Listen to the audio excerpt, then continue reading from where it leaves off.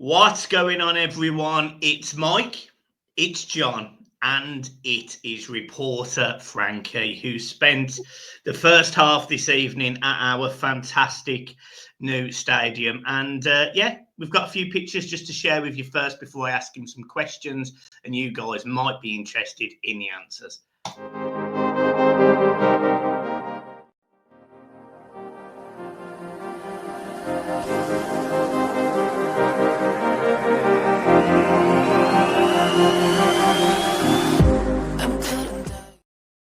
There you go. I just whipped them out, in and out, in and out. Frankie took all them pictures for us this evening from the game.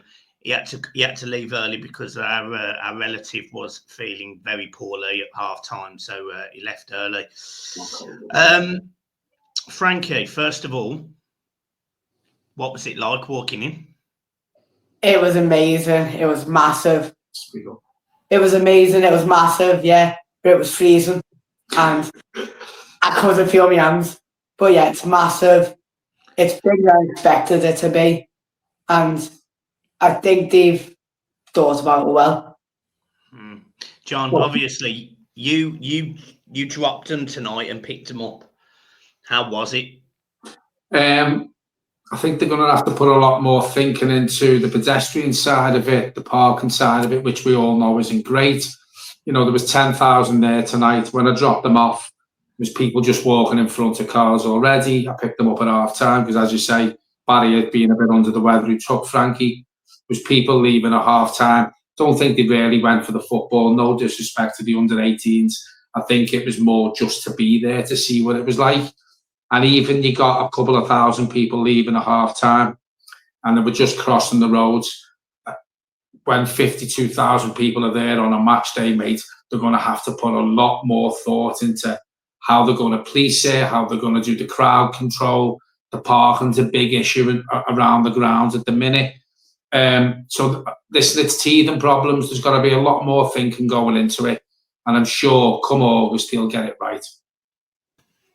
Fair enough. Frankie, inside the ground, then getting in, walking into the turnstiles, how was it getting into the ground?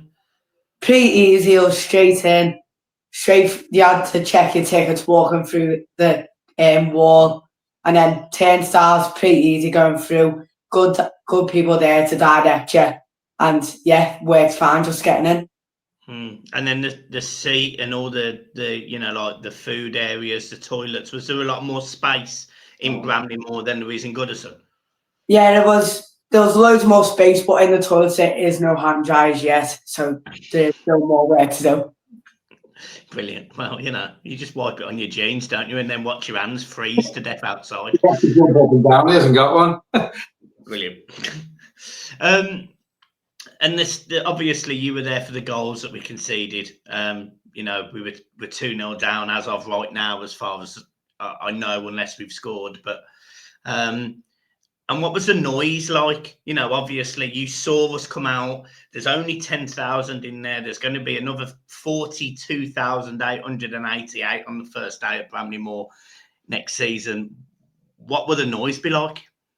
Well, it was loud just for 10,000. The way they built it, the sound bounces back in.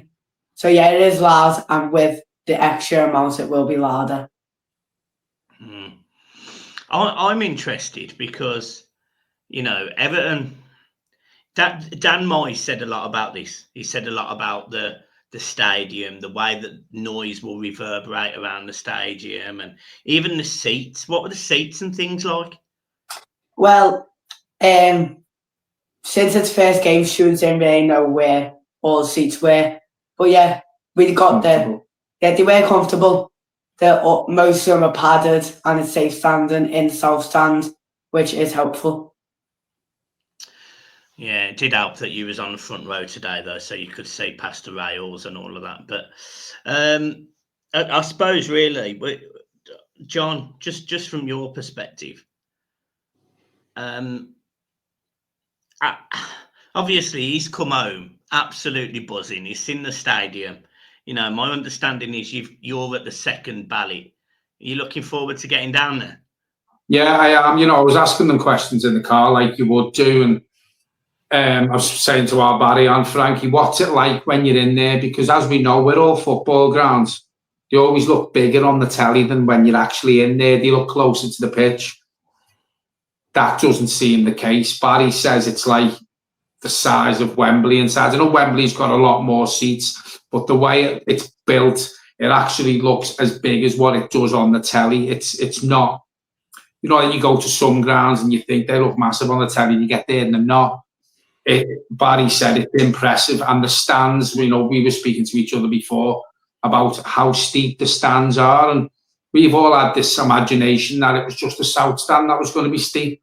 All the stands, according to Frankie and Barry, they sort of go up instead of out, which is a good thing, and maybe that's how they'll hold the noise in and stuff. I wanted to ask Frankie, when you go through the dock gates and obviously you're walking up to it, and the fan bit, you know, the walk up to it, obviously we can see how big it is from you've been closer than me. Yeah. Is it massive when you look up? Is it like towering over you sort of thing? Is it impressive? Yeah, it's massive when you're just looking up at it. You know the way Newcastle is with there, it's like that, but a bit smaller. And the way they built it, it looks impressive. The way the outside's like that with the metal bit, yeah, it looks good. Was it what you expected, or was it more? More than I expected. What was your first thoughts? Because, you know, I've took you to many first away games, and you're like, wow, look at this. But did you get goosebumps, or was that just because you were cold? Actually, I get goosebumps. No, just walking like into the stand, I was like, wow. I was shocked. I was amazed by it. It's that big. It's not Goodison, though, is it? No, it'll never feel like Goodison. Yeah, and I do think this will be a problem. You know, when they talk about first stadiums, and Tottenham said it with White Hart Lane, West Ham said it with the London Stadium, Arsenal said it with the Emirates and Highbury. It's the only thing that worries me about losing Goodison. Is Goodison, how amazing it is, the atmosphere, and you know how fantastic the football club and the history of the ground is, and that's what worries me about leaving Goodison. You know, we all three of us go to pretty much every game at Goodison, and we know what it's like. And you know, sometimes we know when it's going to be hot, we know when it's cold. We know this stadium.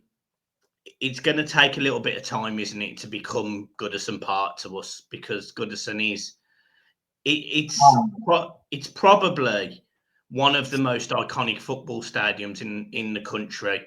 And I think if you ask a lot of fans who have been to England, at least, probably one in the world. You know, Everton is a pioneer in so many things: undersoil heating, second tiers, third tiers. It's incredible. It was the first stadium to have dugouts. It's interesting to know what the new stadium is first for. You know, is it first for whatever? And that's what's interesting. I think we'll be the first club that's built 3 purpose built stadiums. So yeah, you know, it'll be first for that. And going back to what you said then, it's going to take a bit of time to feel like Goodison. It never will. You know, and it never will. And I think if you ask 100% of Evertonians what would their preferred choice have been, to rebuild Goodison and stay there, or move, and I think the majority answer would have been to redevelop Goodison and not move. But unfortunately, clubs who move are run like a business now, and Everton Football Club, with new owners and a bigger capacity and a brand new stadium, we've become that business now. And unfortunately, it meant leaving Goodison Park to push us onto new levels, and to get more income in, and to get more fans and bums on seats and stuff, and to progress the club. Now, if we could have done that by staying on the Goodison Park site, it would have been amazing, but it will never be Goodison, mate. If my arms were wide enough when I was on my way to pick them up tonight after watching the game on YouTube, I felt sorry for Goodison. I just wanted to go and give it a big hug. You got to think about all the businesses around Goodison, because they'll also suffer, like all the pubs, all the shops. Yeah. But the thing is, though, I mean, Everton Football Club, I'm going to think about that, and that's just the way of the world now. Unfortunately, I hope they do survive and get income by other means, But listen, we have to look forwards. We have to look up. Things are looking up for the football club. We know that, and I can't wait for the second test event to sample it myself. Yeah, absolutely. I've got just one more question.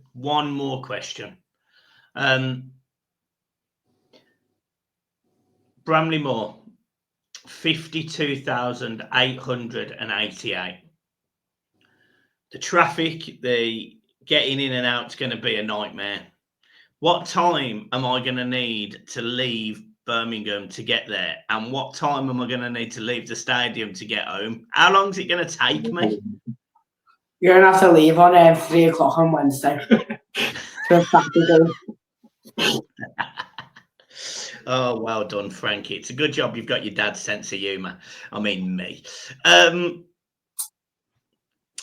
think the likes of, people who don't know the area, and obviously you can't get there like me, like we do. We can it'd be easier for me to get to Bramley Moor than what it is Goodison, because Aintree Station, and get off at Sandhills. But I think the likes of people who will travel, there was Everton Fan Services put a tweet out today saying, you can park at Bootle Strand, and they've laid a shuttle bus on from the bus station there, and you can go from town and come in the other way. I think for a lot of people who don't really know Bootle, like no disrespect, like yourself, but everyone knows the city centre, I think your best job will be to park in Old Hall Street, Moorfield, around that area in the car park, and just jump an Uber along, because I think I Googled it for you before, and from Moorfield to Bramley Moor, the pub, it's 31-minute walk.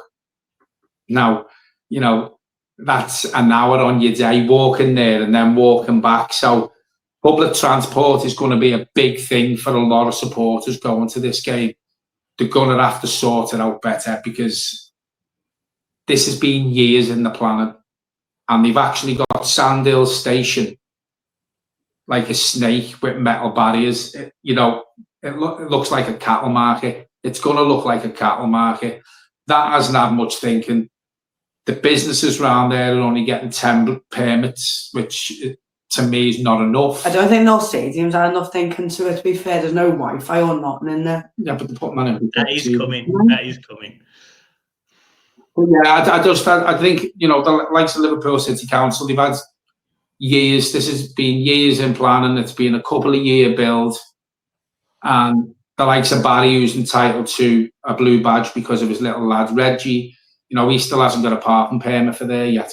So, they need to get that right for August. Listen, it is a test event. We've got another test event, and if you want a near full capacity test event, which in my opinion will probably be a pre-season friendly for the first team, that's what I think it'll be. So we've got till August to get the teething problems out the way. The parking should be better by then. They'll have public transport going closer to the ground with the shuttle buses. It's got to be sorted by August, and Liverpool City Council, do I have confidence in them getting it right straight away? No, I don't. But they've got enough time now to do their best, because from what I see tonight, with people just crossing the road in the front of cars on Derby Road, and that was with 10,000, mate. The bit that I don't understand is why there hasn't been a business or a waterways company that have spoken to Liverpool City Council and, over the water and that council, and put like a boat shuttle in place. We joked about it, but Bramley Moor is a dock, and there is docks all around there. Now, surely it would be easy enough to build some form of platform station and to have ferries from across the water into Bramley Moor. I mean, that's exactly what I would do. I would park across the water, get the boat over, no problem. I don't get it. I think it's going to be very difficult for fans like me that travel the distance, and it's not like Goodison at the minute. The one thing you can say about Goodison is you've got loads of parking, loads of ways to get in and out of the stadium, because you've got the Stanley Park. You've got all of the little businesses by the hub. You've got Bingo 3000 or whatever it's called, where me and you won the jackpot once, popping in for 5 minutes. You know, we simply don't have that. We've got one road in and one road out, and it is a single lane road. And to me, it's absolutely crazy. Well, the likes of the Dock Road and, you know, Derby Road and Waterloo Road up near the Costco, come half time tonight, they're shutting them roads. So they're shutting the roads for 10,000 people. Imagine what they're going to have to do for a full capacity event. You know, they're shutting them roads. And as you quite rightly say, if you're coming from the likes of Crosby or what have you, there's only one road straight through. On a match day, mate, it's going to be horrendous. You know, you've got the trucks, which they'll probably still be allowed to do their work with on the docks, which they'll have to do. You know, I just don't think it's been well thought of. There should have been better infrastructure. Mate, they could have put a tram line from town straight to it, or put a railway station. The track is literally at Bramley Moor. It is still there. Yeah, I know. There is talk that they were going to do a station, but obviously it wouldn't be ready for the season kicking off. But that's gone quiet as well. But yeah, a train on the Northern Line, straight from Ormskirk, right through, it stops at about 8 stops. And then you've got one coming from town the other way, takes 70 to 80% of that traffic off the road. Mm. Yeah, and also then, if there's a station closer to the ground, you haven't got to shut as many roads, because a lot of fans are just going to be jumping on the train, so they're not going to have to cross that. No. We need flying cars, and we need them now. Yeah. Right, we will leave it there. Reporter Frankie, thank you for your effort and work tonight. Your dad will buy you a McDonald's tomorrow. Don't you worry. Get in. Playing on chicken nuggets. What'd you say? You love a chicken nugget? You look like a chicken nugget. I'm playing hamburger with 20 chicken nuggets. Brilliant. Jesus. My God. No wonder your fringe is so long. Get the pen. Thank you very much. So the picture you took of him tonight on the advertising hoardings, we always take the piss out of Frankie's fringe. And the advertising hoarding right near Frankie said wig. Yeah, I sent it to him. It's literally, his head is literally where it said wig. It was brilliant. I was fuming off the match. Under 18, no fan. So there are some prospects there, like. Yeah, well, it would have been nice to have won the game. Like, I mean, I've got no idea what the score is, but it would have been nice to win the game. Can't believe it. Copyright scored the first goal there. Oh, did you see him as well running away 95? Yeah. Joke. Absolute joke. Right, it's actually Wigan 2, Everton 1. Looking at it at the minute, 89th minute. So, no, said that about Jags. Tarkovsky and Jags. There's still time. Still time. Right, cool. We will leave it there. Make sure you hit the like and subscribe. Frankie's got TikTok and all sorts, so make sure you go and follow the lad. Obviously, John's on Everton, John on TikTok. Frankie, what's your TikTok? Frankie's football stadiums. I build football stadiums on Minecraft. Next, I'm building Goodison. Stay tuned for that. I think you should build Bramley Moor and try and build some transport links around it, then send it to Liverpool Council. Brilliant. Right, guys, keep smiling. Up the toffees. Peace.